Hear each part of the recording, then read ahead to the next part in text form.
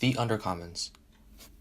Fugitive Planning and Black Study by Moten and Stefano Harney. Chapter 2. The University and the Undercommons. Philosophy thus traditionally practices a critique of knowledge, which is simultaneously a denegation of knowledge, i.e. of the class struggle. Its position can be described as an irony with regard to knowledge, which it puts into question without ever touching its foundations. The questioning of knowledge in philosophy always ends in its restoration, a movement great philosophers consistently expose in each other. Jacques Rancière on the Theory of Ideology, Althusser's Politics. I am a black man number one, because I am against what they have done, and are still doing to us. And number two, I have something to say about the new society to be built, because I have a tremendous part in that which they have sought to discredit. C.L.R. James, His Life and Work. First, the only possible relationship to the university today is a criminal one. Quote, steal. To university all steal, and they're all steal. End quote. To borrow from Pistol at the end of Henry V, as he would surely borrow from us. This is the only possible relationship to the American university today. This may be true of universities everywhere. It may have to be true of the university in general, but certainly this much is true in the United States. It cannot be denied that the university is a place of refuge, and it cannot be accepted that the university is a place of enlightenment. In the face of these conditions, one can only sneak into the university and steal what one can, to abuse its hospitality, to spite its mission, to join this refugee colony, its gypsy encampment, to be in but not of. This is the path of the subversive intellectual in the modern university. Worry about the university. This is the injunction today in the United States, one with a long history. Call for its restoration like Harold Bloom or Stanley Fish or Gerald Graff. Call for its reform like Derek Bach or Bill Readings or Carrie Nelson. Call out to it as it calls to you. But for the subversive intellectual, all of this goes on upstairs, in polite company, among the rational men. After all, the subversive intellectual came under false pretenses, with bad documents, out of love. Her labor is as necessary as it is unwelcome. The university needs what she bears, but cannot bear what she brings, and, on top of all that, she disappears. She disappears into the underground, the down-low, low-down, rude community of the university, into the Undercommons of enlightenment, where the work gets done, where the work gets subverted, where the revolution is still black, still strong. What is that work, and what is its social capacity for both reproducing the university and producing fugitivity? If one were to say that teaching, one would be teaching the work of the university. Teaching is merely a profession and an operation of that onto-auto encyclopedic circle of the state that Jacques Derrida calls the universitas.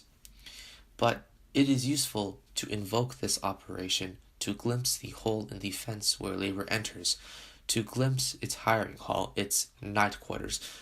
The university needs teaching labor, despite itself, or as itself, self-identical with, and thereby erased by it. It is not teaching that holds this social capacity, but something that produces the not visible other side of teaching, a thinking through the skin of teaching toward a collective orientation to the knowledge and object as a future project, and a commitment to what we want to call the prophetic organization. But it is teaching that brings us in, before there are grants, research, conferences, books and journals, there is the experience of being taught and of teaching. Before the research post with no teaching, before the graduate students to mark the exams, before the string of sabbaticals, before the permanent reduction in teaching load, the appointment to run the center, the consignment of pedagogy to a discipline called education, before the course designed to be a new book, teaching happened. The moment of teaching for food is therefore mistakenly taken to be a stage, as if eventually one should not teach for food. If the stage persists, there is a social pathology in the university, but if the teaching is successfully passed on, the stage is surpassed, and teaching is consigned to those who are known to remain in the stage, the socio-pathological labor of the university. Kant, interesting, calls such a state a quote-unquote self-recurred minority. He tries to contrast it with having the determination and courage to use one's intelligence without being guided by another. Have the courage to use your own intelligence. But what would it mean if teaching, or rather what we might call the beyond of teaching, is precisely what one is asked to get beyond, to stop taking sustenance? And what of those minorities who refuse, the tribe of moles who will not come back from beyond, that which is beyond the beyond of teaching, as if they will not be subjects, as if they want to think as objects, as minority? Certainly, the perfect subjects of communication, those successfully beyond teaching, will see them as waste, but their collective labor will always call into question who truly is taking the orders of the Enlightenment. The waste lives for those moments beyond teaching, when you give way the unexpected, beautiful phrase, unexpected, no one has asked, beautiful, it will never come back. Is being the biopower of the Enlightenment truly better than this? Perhaps the biopower of the Enlightenment knows this, or perhaps it is just reacting to the objecthood of this labor as it must. But even as it depends on these moles, these refugees, it will call them uncollegial, impractical, naive, unprofessional. And one may be given one last chance to be pragmatic. Why steal when one can have it all? They will ask. But if one hides from this interpolation, neither agrees nor disagrees, but goes with hands full into the underground of the university, into the Undercommons, this will be regarded as theft, as a criminal act, and as it is at the same time the only possible act. In that Undercommons of the university, one can see that it is not a matter of teaching versus research, or even beyond of teaching versus the individualization of research. To enter this place is to inhabit the ruptural and enraptured disclosure of the commons that fugitive enlightenment enacts, the criminal, matricidal, queer, in the cistern, on the stroll of the stolen life, the life stolen by enlightenment and stolen back, where the commons give refuge, where the refuge gives commons. What the beyond of teaching is really about is not finishing oneself, not passing, not completing. It's about allowing subjectivity to be unlawfully overcome by others, a radical passion and passivity such that one becomes unfit for subjection because one does not possess the kind of agency that can hold the regulatory forces of subjecthood, and one cannot initiate the auto-interpolative torque that biopower subjecthood requires and rewards. It is not so much the teaching as it is the prophecy in the organization of the act of teaching. The prophecy that predicts its own organization and has therefore passed as commons, and the prophecy that exceeds its own organization and therefore as yet can only be organized. Against the prophetic organization of the Undercommons is arrayed its own deadening labor for the university, and beyond that, the negligence of professionalization and the professionalization of the critical academic. The Undercommons is therefore always an unsafe neighborhood. As Frederick Jameson reminds us, the university depends on, quote, Enlightenment-type critiques and demystification of belief and committed ideology in order to clear the ground for unobstructed planning and development, end quote. This is the weakness of the university, the lapse in its homeland security. It needs labor power for this Enlightenment critique, but somehow labor always escapes. The premature subjects of the Undercommons took the call seriously, or had to be serious about the call. They were not clear about planning, too mystical, too full of belief. And yet, this labor force cannot reproduce itself. It must be reproduced. The university works for the day when it will be able to rid itself, like capital in general, of the trouble of labor. It will then be able to reproduce a labor force that understands itself as not only unnecessary, but dangerous to the development of capitalism.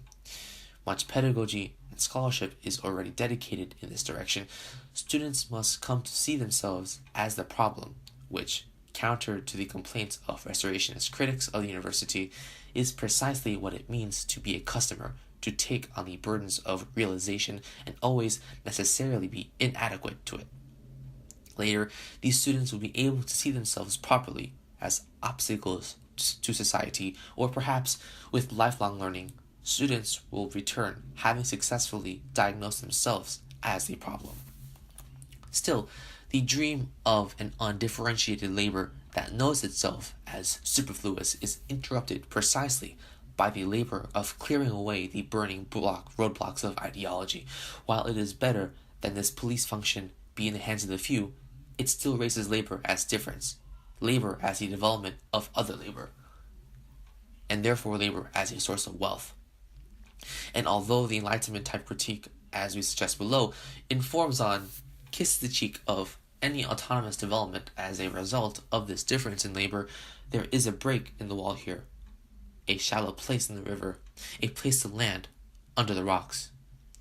The university still needs this clandestine labor to prepare this undifferentiated labor force whose increasing specialization and managerialist tendencies, again contra the restorationists, represent precisely the successful integration of the division of labor with the universe of exchange that commands restorationist loyalty. Introducing this labor upon labor and providing the space for its development creates risks. Like the colonial police force recruited unwittingly from guerrilla neighborhoods, university labor may harbor refugees, fugitives, renegades, and castaways. But there are good reasons for the university to be confident that such elements will be exposed or forced underground. Precautions have been taken, book lists have been drawn up, teaching observations conducted, invitations to contribute made. Yet against these precautions stand the evidence of transcendence, the necessary deregulation, and the possibilities of criminality and fugitivity that labor upon labor requires. Marooned communities of composition teachers, mentalist graduate students, adjunct Marxist historians, out or queer management professors, state college ethnic studies departments, closed down film programs, visa expired Yemeni student newspaper editors, historically black college sociologists, and feminist engineers. And what will the university say of them? It will say they are unprofessional. This is not an arbitrary charge. It is the charge against the more than professional. How do those who exceed the profession, who exceed and by exceeding escape? How do those maroons problematize themselves, problematize the university, force the university to consider them a problem, a danger? The Undercommons is not, in short, the kind of fanciful communities of whimsy invoked by Bill Readings at the end of his book. The Undercommons, its maroons, are always at war, always in hiding. Second, there is no distinction between the American university and professionalization. But surely, if one can write something on the surface of the university, if one can write, for instance, in the university about singularities, those events that refuse either the abstract or individual category of the bourgeois subject, one cannot say there is no space in the university itself. Surely, there is some space here for a theory, a conference, a book, a school of thought. Surely the university also makes thought possible. Is not the purpose of the university as universitas, as liberal arts, to make the commons, make the public, make the nation of democratic citizenry? Is it not therefore important to protect this universitas, whatever its impurities, from professionalization in the university? But we would ask, what is already not possible in this talk in the hallways, among the buildings, in rooms of the university about possibility?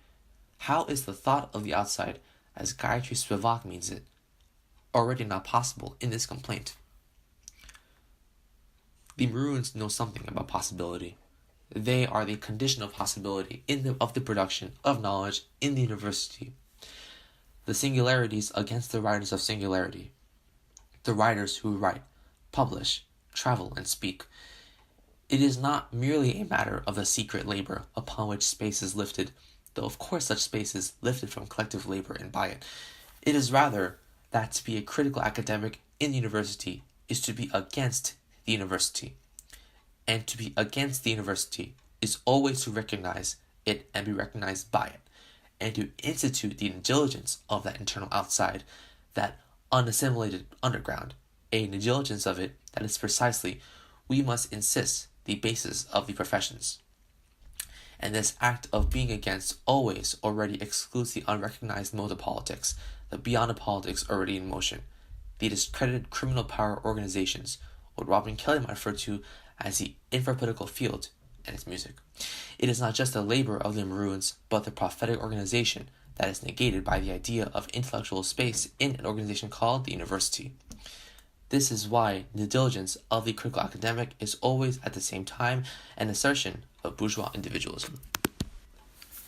Such negligence is the essence of professionalization, where it turns out professionalization is not the opposite of negligence, but its monopolitics in the United States. It takes the form of a choice that excludes the prophetic organization of the Undercommons to be against, to put into question the knowledge object. Let us say in this case the university, not so much without touching its foundations as without touching one's own condition of possibility, without admitting the Undercommons and being admitted to it. From this, a general negligence of condition is the only coherent position, not so much an anti-foundationalism or foundationalism, as both are used against each other to avoid contact with the Undercommons. This always negligent act is what leads us to say there is no distinction between the university in the United States and professionalization. There is no point in trying to hold out the university against its professionalization. They are the same. Yet the Maroons refuse professionalization, that is, to be against the university. The university will not recognize this indecision, and thus professionalization is shaped precisely by what it cannot acknowledge, its internal antagonism, its wayward labor, its surplus. Against this wayward labor, it sends the critical, sends its claim that what is left beyond the critical is waste. But in fact, critical education only attempts to perfect professional education. The professions constitute themselves in an opposition to the unregulated and the ignorant without acknowledging the unregulated, ignorant, unprofessional labor that goes on, not opposite them, but with them. But if professional education ever slips in its labor, ever reveals its condition of possibility to the professions it supports and reconstitutes, critical education is there to pick it up, and to tell it, never mind, it was just a bad dream, the ravings, the drawings of the mad. Because critical education is precisely there to tell professional education to rethink its relationship to its opposite, by which critical education means both itself and the unregulated, against which professional education is deployed. In other words, critical education arrives to support any faltering negligence, to be vigilant in its negligence, to be critically engaged in its negligence. It is more than an ally of professional education, it is its attempted completion. A professional education has become a critical education, but one should not applaud this fact. It should be taken for what it is, not progress in the professional schools, not cohabitation with the university, but counterinsurgency, the refounding terrorism of law, coming for the discredited, coming for those who refuse to write off or write up the Undercommons. the universitas is always a state strategy. Perhaps it's surprising to say professionalization, that which reproduces the professions, is a state strategy. Certainly, critical academic professionals tend to be regarded today as harmless intellectuals, malleable, perhaps capable of some modest intervention in the so-called public sphere. But to see how this underestimates the presence of the state, we can turn to a bad reading of Derrida's consideration of Hegel's 1822 report to the Prussian Minister of Education. Derrida notes the way that Hegel rivals the state in his ambition for education, wanting to put into place a progressive pedagogy of philosophy designed to support Hegel's worldview, to unfold as encyclopedic. This ambition both mirrors the state's ambition because it too wants to control education and to impose a worldview, and threatens it because Hegel's state exceeds and thus localizes the Prussian state, exposing its pretense to the encyclopedic. Derrida draws the following lesson from his reading, the Universitas, as he generalizes the university, but specifies it too as properly intellectual and not professional, always has the impulse of state, or enlightenment, and the impulsive state, or its specific conditions of production and reproduction. Both have the ambition to be, as Derrida says, onto and auto-encyclopedic. It follows that to be either for the universitas or against it presents problems. To be for the universitas is to support this onto and auto-encyclopedic project of the state as enlightenment, or enlightenment as totality, to use an old-fashioned word. To be too much against the universitas, however, creates the danger of specific elements in the state taking steps to rid itself of the contradiction of the onto and auto-encyclopedic project of the universitas and replacing it with some other form of social reproduction, the anti-enlightenment, the position, for instance, of New Labour in Britain and of the states of New York and California with their teaching institutions. But a bad reading of Derrida will also yield our question again. What is lost in this undecidability? What is the price of refusing to be either for the universitas or for professionalization, to be critical of both, and who pays that price? Who makes it possible to reach this euphoria of this reading? Who works in the premature excess of totality, in the not ready of negligence? The mode of professionalization is that the American university is precisely dedicated to promoting this consensual choice, an anti-foundational critique of the university, or a foundational critique of the university. Taken as choices or hedged as bets, one tempered with the other, they are nonetheless always negligent. Professionalization is built on this choice. It rolls out into ethics and efficiency, responsibility and science, and numerous other choices, all built upon the theft, the conquest, the negligence of the outcast mass intellectuality of the Undercommons. It is therefore unwise to think of professionalization as a narrowing, and better to think of it as a circling, an encircling of war wagons around the last camp of indigenous women and children.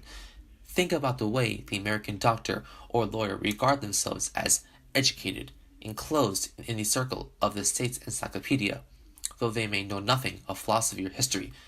What would be outside this act of the conquest circle?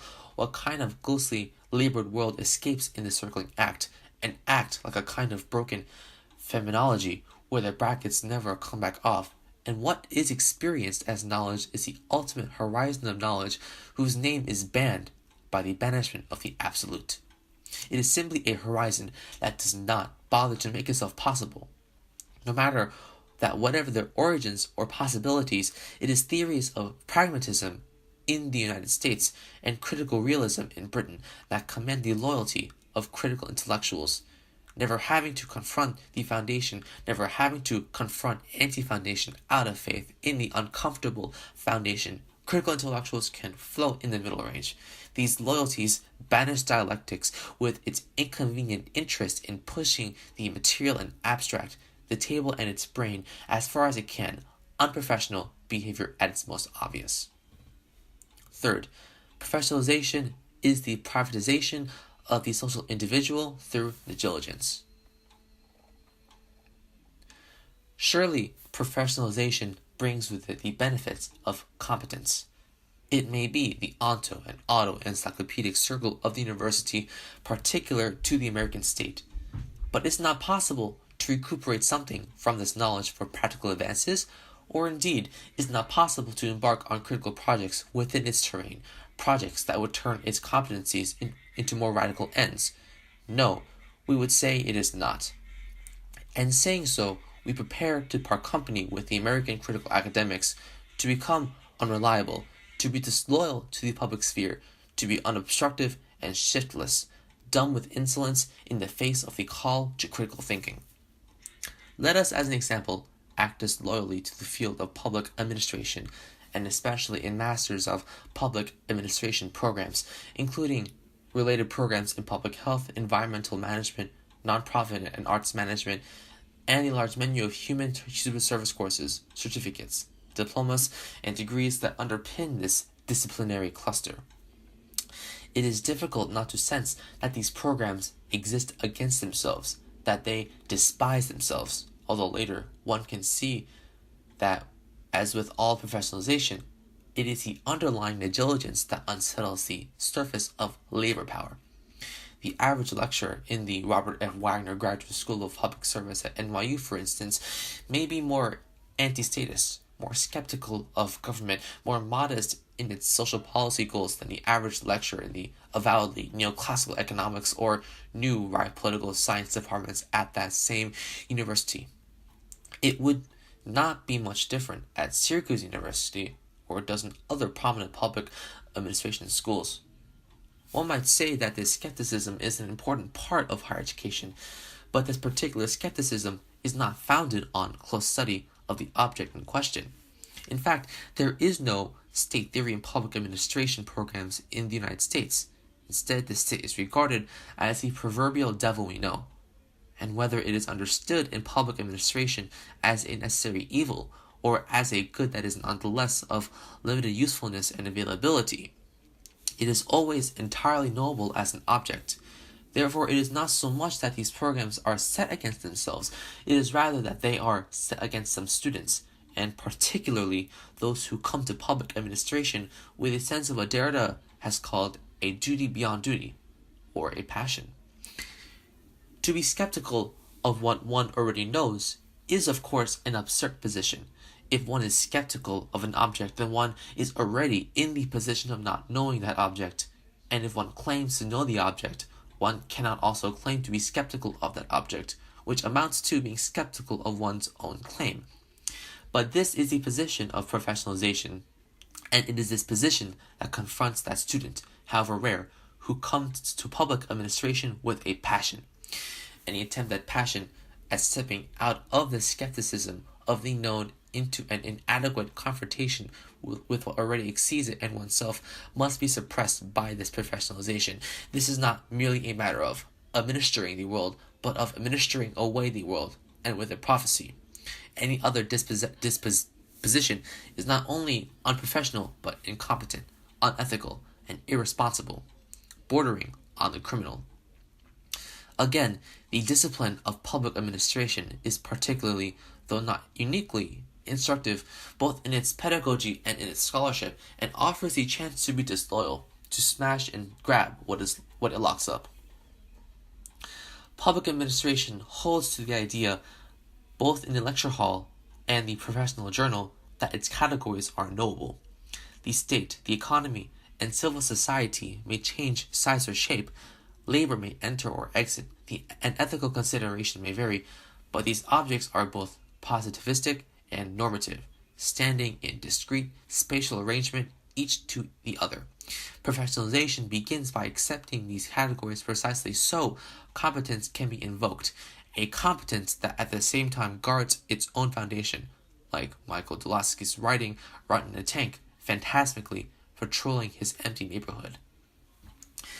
This responsibility for the preservation of objects becomes precisely that Weberian site-specific ethics that has the effect, as Theodore Adorno recognized, of naturalizing the production of capitalist sites. To question them thus becomes not only incompetent and unethical, but the enactment of a security breach. For instance, if one wanted to explore the possibility that public administration might best be defined as the labor of the relentless privatization of capital society, one could gain a number of unprofessional insights. It would help explain the inadequacy of the three major strains in public administration scholarship in the United States. The public ethos strain, represented by projects like Refounding Public Administration in the journal Administration and Society. The public competence strain, represented in the debate between public administration and the new public management in the journal Public Administration Review, and the review strain, represented by PATNET, the Public Administration Theory Network, and its journal Administrative Theory and Praxis. If public administration is the competence to confront the socialization thrown up continuously by capitalism and to take as much of that socialization as possible and reduce it either to something called the public or something called the private, then immediately all three scholarly positions become invalid. It is not possible to speak of a labor that is dedicated to the reproduction of social dispossession as having an ethical dimension. It is not possible to decide the efficiency or scope of such labor after the fact of its expenditure in this operation by looking at it once as reproduce something called the public or something called the private. And it is not possible to be critical and at the same time to accept uncritically the foundation of public administration as thought in the spheres of the public and the private, and to deny the labor that goes behind the backs of these categories in the Undercommons of, for instance, the Republic of Women who run Brooklyn. But this is an unprofessional example. It does preserve the rules and respect the terms of the debate. Enter the speech community by knowing and dwelling in its unapproachable foundational objects. It is also an incompetent example. It does not allow itself to be measured, applied, and improved, except to be found wanting. And it is an unethical example, suggesting the utter dominance of one category over another. Is this not fascism or communism? Finally, it is a passionate example full of prophecy, not proof, a bad example of a weak argument making no attempt to defend itself, given over to some kind of sacrifice of the professional community emanating from the Undercommons. Such is the negligent opinion of professional public administration scholars. What further is the connection between this professionalization as the auto and onto encyclopedia of the American state and the spread of professionalization beyond the university, or perhaps the spread of the university beyond the university, and with the colonies of the Undercommons? A certain riot into which professionalization stumbles when the care of the social is confronted with its reaction in forced negligence, as the riot erupts and the professional looks absurd, like a recruitment booth at a carnival, personal professional services turning pro to pay for university. It is at this riotous moment that professionalization shows its desperate business, nothing less than to convert the social individual, except perhaps something more, the ultimate goal of counterinsurgency everywhere, to turn the insurgents into state agents. Fourth, critical academics are the professionals par excellence. The critical academic questions the university, questions the state, questions art, politics, culture. But in the Undercommons, it is no questions asked. It is unconditional. The door swings open for refuge, even though it may let police agents and destruction. The questions are superfluous in the Undercommons. If you don't know, why ask? The only question left on the surface is what it can mean to be critical. When the professional defines itself or herself as one who is critical of negligence, while negligence defines professionalization, would it not mean that to be critical of the university would make one of the professional par excellence more negligent than any other? To distance oneself professionally through critique, is this not the most active consent to privatize the social individual? The Undercommons might, by contrast, be understood as wary of critique, weary of it, and at the same time dedicated to the collectivity of its future, the collectivity that may come to be its future. The Undercommons in some ways tries to escape from critique and its degradation as university consciousness and self-consciousness about university consciousness, retreating, as Adrian Piper says, into the external world.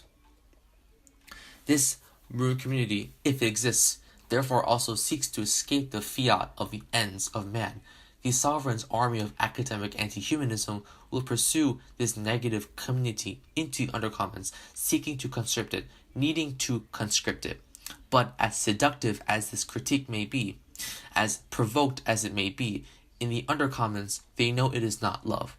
Between the fiat of the ends and the ethics of new beginnings, the Undercommons abides, and some find comfort in this. Comfort for the emigrants from conscription, not to be ready for humanity, and those who must endure the return of humanity nonetheless, as it may be endured by those who will or must endure it, as certainly those of the Undercommons endure it, always in their break, always the supplement of the general intellect and its source. When the critical academic who lives by fiat of others gets no answer, no commitment from the Undercommons, well then certainly the conclusion will come: they are not practical, not serious about change, not rigorous, not productive. Meanwhile, that critical academic in the university, in the circle of the American state, questions the university. He claims to be critical of the negligence of the university, but is he not the most accomplished professional in his study of negligence? If the labor upon labor, the labor among labor of the unprofessionals in the university sparks revolt, retreat, release, does the labor of the critical academic not involve a mockery of this first labor, a performance that is finally in its lack of concern for what it parodies, negligent? Does the questioning of the critical academic not become a pacification?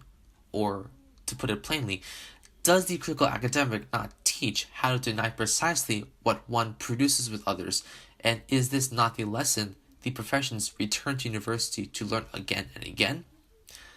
Is the critical academic then not dedicated to what Michael E. Brown termed the impoverishment, the immiseration of society's cooperative prospects? This is the professional course of action. This Enlightenment-type charade is utterly negligent in its critique, a negligence that disavows the possibilities of a thought of an outside, a non-place called the Undercommons, the non-place that must be thought outside to be sensed inside, from which the Enlightenment-type charade has stolen everything for its game. But if the critical academic is merely a professional, why spend so much time on him? Why not just steal his books one morning and give them to deregistered students in a closed-down and beery student bar where the seminar on borrowing and borrowing takes place? Yet, we must speak of these critical academics because negligence, it turns out, is a major crime of state. Fifth, incarceration is the privatization of the social individual through war. If one were to insist the opposite of professionalization is that fugitive impulse to rely on the Undercommons for protection, to rely on the honor, and to insist on the honor of the fugitive community. If one were to insist the opposite of professionalization is that criminal impulse to steal from professions, from the university with neither apologies nor malice, to steal the enlightenment for others, to steal oneself with a certain blue music, a certain tragic optimism, to steal away with mass intellectuality. If one were to do this, would this not be to place criminality and negligence against each other? Would it not place professionalization? Would it not place the university against honor? Then what could be said for criminality? Perhaps then it needs to be said that the crack dealer, terrorist, and political prisoner share a commitment to war, and society that responds in kind with wars on crime, terror, drugs, communism. But, quote, this war on the commitment to war, end quote, crusades as a war against the asocial, that is, those who live, quote unquote, without a concern for sociality. Yet, it cannot be such a thing. After all, it is professionalization itself that is devoted to the asocial. The university itself that reproduces the knowledge of how to neglect sociality in its very concern for what it calls asociality. No, This war against the commitment to war responds to this commitment to war as the threat that it is, not mere negligence or careless destruction, but a commitment against the idea of society itself, that is, against what Foucault called the conquest, the unspoken war that founded, and with the force of law refound society. Not asocial, but against the social. This is the commitment to war, and this is what disturbs and at the same time forms the Undercommons against the university. Is this not the way to understand incarceration in the United States today? In understanding it, can we not say that it is precisely the fear that the criminal will rise to challenge the negligence that leads to the need, in the context of the American state and its particularly violent universitas circle, to concentrate always on conquest denial? Sixth, the university is the site of the social reproduction of conquest denial. Here one comes to face with the roots of professional and critical commitment to negligence, to the depths of the impulse to deny the thought of the internal outside among critical intellectuals, and the necessity for professionals to question without question.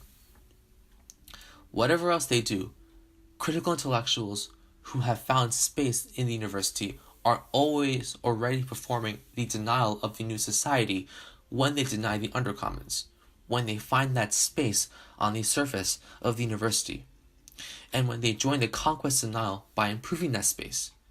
Before they criticize the aesthetic and the aesthetic, the state and the state, history and history, they have already practiced the operation of denying what makes these categories possible in the underlabor of their social being as critical academics.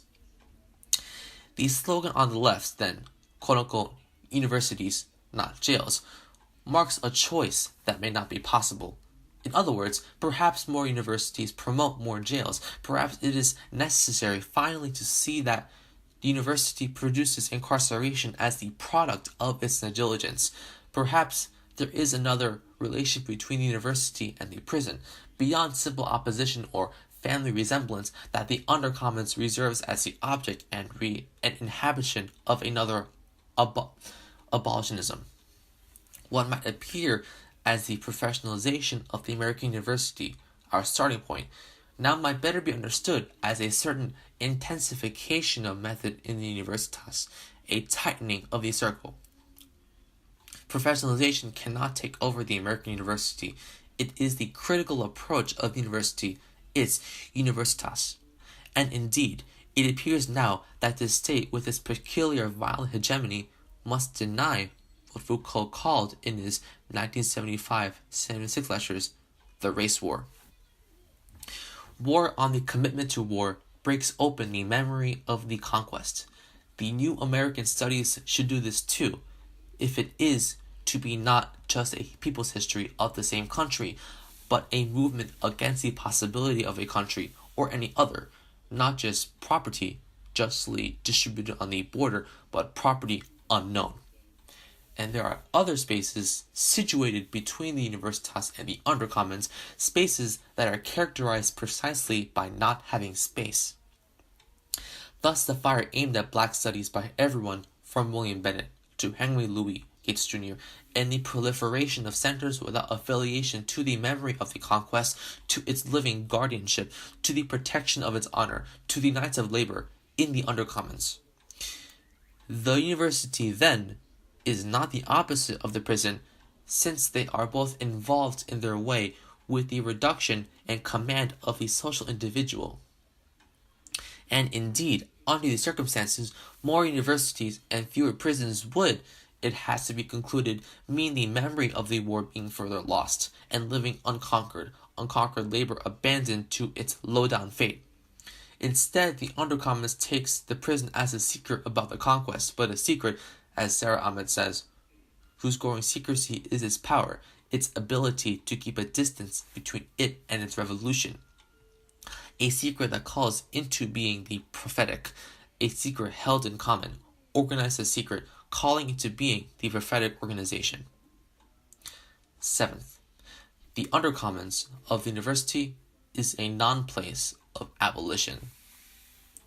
Ruth Wilson Gilmore, Quote, racism is the state-sanctioned and/or extralegal production and exploitation of group-differentiated vulnerabilities to premature social, civil, or corporeal death. End quote. What is the difference between this and slavery? What is, so to speak, the object of abolition? Not so much the abolition of prisons, but the abolition of a society that could have prisons, that could have slavery, that could have the wage, and therefore not abolition as the elimination of anything but abolition as the founding of a new society. The object of abolition then would have a resemblance to communism that would be, to return to Spivak, uncanny.